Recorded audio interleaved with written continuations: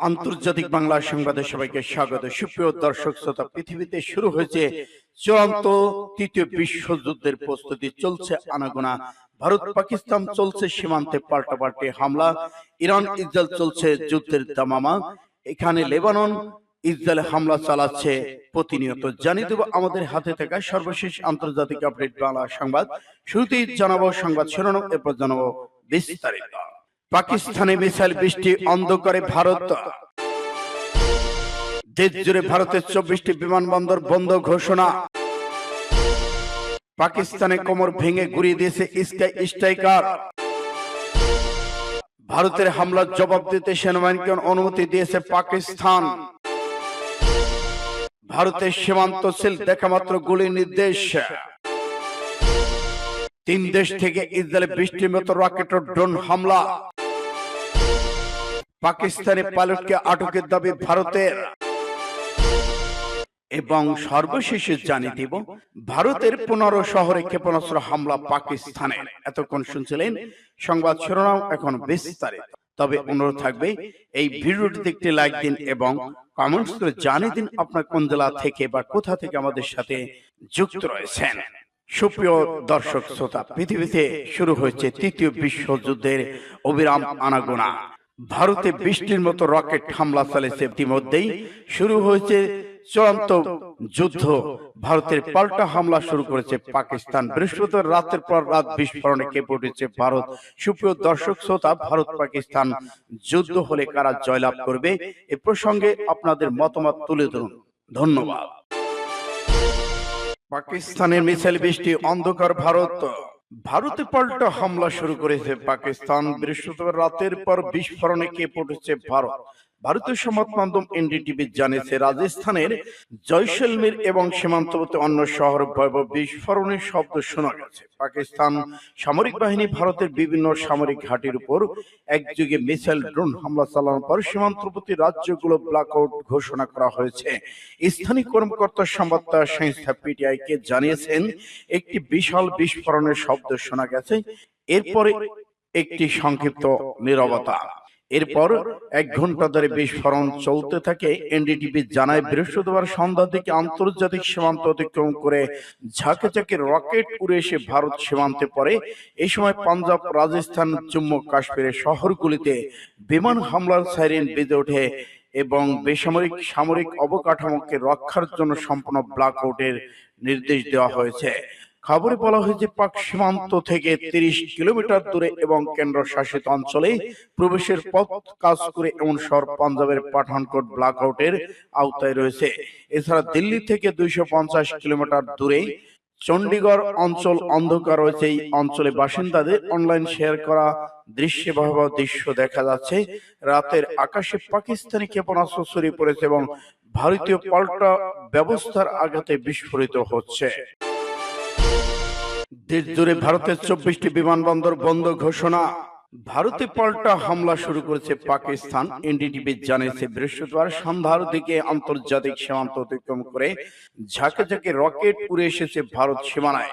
রাজস্থানের জলসমীর এবং সীমান্তবর্তী অন্যান্য শহরে ভয়াবহ বিস্ফোরণের শব্দ শোনা গেছে। এরপরে দেশ জুড়ে 24টি বিমানবন্দর বন্ধ ঘোষণা করেছে ভারত সরকার। ইন্ডিয়া টিভির খবরে বলা হয়েছে, পাকিস্তান চালানো মিসাইল ও ড্রোন হামলার পরিপ্রেক্ষিতে কেন্দ্রীয় বেসামরিক বিমান চলাচল মন্ত্রণালয় দেশ জুড়ে 24টি বিমানবন্দর সামরিকভাবে বেসামরিক ফ্লাইট পরিচালনার জন্য বন্ধ ঘোষণা করেছে। তবে কতদিন এই নিষেধাজ্ঞা কার্যকর থাকবে তা এখনো জানানো হয়নি। এনডিটিভি জানিয়েছে, বৃহস্পতিবার সন্ধ্যা থেকে আন্তর্জাতিক সীমান্ত অতিক্রম করে ঝাঁকে ঝাঁকে রকেট উড়ে এসে ভারত সীমান্তে পড়ে। এই সময় পাঞ্জাব, রাজস্থান, জম্মু কাশ্মীরের শহরগুলিতে বিমান হামলার সাইরেন বেজে ওঠে এবং বেসামরিক সামরিক অবকাঠামোকে রক্ষার জন্য সম্পূর্ণ ব্ল্যাকআউটের নির্দেশ দেওয়া হয়েছে। বেসামরিক বিমান চলাচল নিরাপত্তা ব্যুরো বিসিএস দেশের সব এয়ারলাইন্স এবং বিমানবন্দর কর্তৃপক্ষকে নিরাপত্তা আরো জোরদার করার নির্দেশ দিয়েছেন।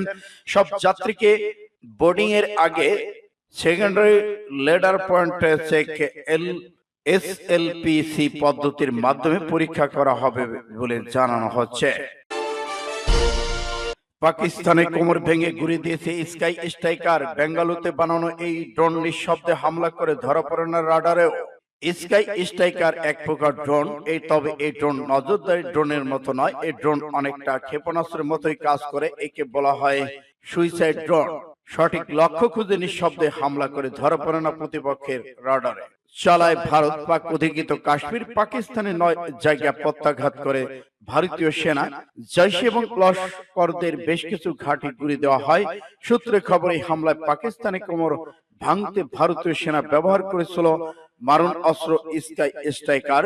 কি এই অস্ত্র? স্কাই স্ট্রাইকার এক প্রকার ড্রোন, তবে এই ড্রোন নজরদারি ড্রোনের মতো নয়। এই ড্রোন অনেকটা ক্ষেপণাস্ত্রের মতোই কাজ করে। একে বলা হয় সুইসাইড ড্রোন। সঠিক লক্ষ্য খুঁজে নিঃশব্দে হামলা করে ধরা পড়ে না প্রতিপক্ষের রাডারে। এই ড্রোনে 5 থেকে 10 কেজি বিস্ফোরক বহন করতে পারে। সর্বোচ্চ 100 কিলোমিটার পর্যন্ত দ্রুত অতিক্রম করতে সক্ষম।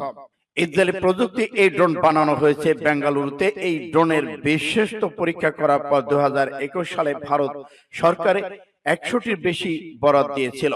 সূত্রে খবর, বালাকোটে এয়ারক্রাফট স্ট্রাইকারের পরই এই ড্রোন কেনার সিদ্ধান্ত নেয় ভারত।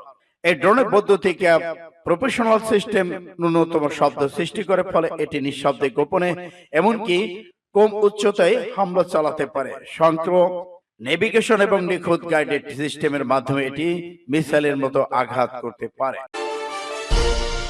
এদিকে ভারতের হামলার জবাব দিতে সেনাবাহিনীকে অনুমতি দিয়েছে পাকিস্তান। ভারতের আগ্রাসনের জবাব দিতে সেনাবাহিনীকে অনুমতি দিয়েছে পাকিস্তান। ভারতের হামলার পাকিস্তান পিপুলস পরিমাণ মানুষ মারা যাওয়ার পর জাতীয় নিরাপত্তা কমিটি এনএসসি বৈঠক আহ্বান করেছে প্রধানমন্ত্রী শেহবাজ শরীফ। এই বৈঠকে সেনাবাহিনীকে অনুমতি দেওয়া হয়েছে। যে নিউজে খবর লিখেছে, এই সঙ্গে ভারতের হামলার যেভাবে জবাব দিয়েছে পাকিস্তানে সেনাবাহিনী তা প্রশংসা করা হয়। এই খবর নিয়েছে অনলাইন জিও নিউজে। এতে বলা হচ্ছে, মঙ্গলবার দিবাগত রাতে পাকিস্তান পাঞ্জাব আজাদ জম্মু কাশ্মীরে একযোগে ভারত স্থলন ও আকাশপথে হামলা চালিয়েছে। এই সময় তারা ক্ষেপণাস্ত্র ড্রোন ব্যবহার করেছে। ভারতের পররাষ্ট্র সচিব বিক্রম মিশ্রি দাবি করেছেন, এতে পাকিস্তানি কমপক্ষে 70 জন নিহত হয়েছে। তবে পাকিস্তান আইএসপিআর এর মহাপরিচালক লেফটেন্যান্ট জেনারেল শরীফ আহমেদ চৌধুরী সংবাদ সম্মেলনে জানিয়েছেন এই সংখ্যা 26।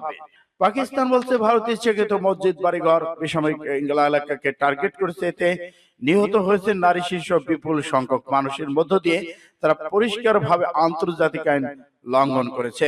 পাকিস্তান আরো বলেছে, আঞ্চলিক এই উত্তেজনা আমাদের সরাসরি দায়ী ভারত। এমন অবস্থায় পাকিস্তানের এনএসসি বুধবারে বৈঠক নিশ্চিত করেছে জাতিসংঘ সনদের 51 নম্বর অনুচ্ছেদে অধীনে এই হামলার জবাব দেওয়ার অধিকার রাখে এবং জবাব দেওয়ার জন্য সেনাবাহিনীকে অনুমোদন দেওয়া হয়েছে।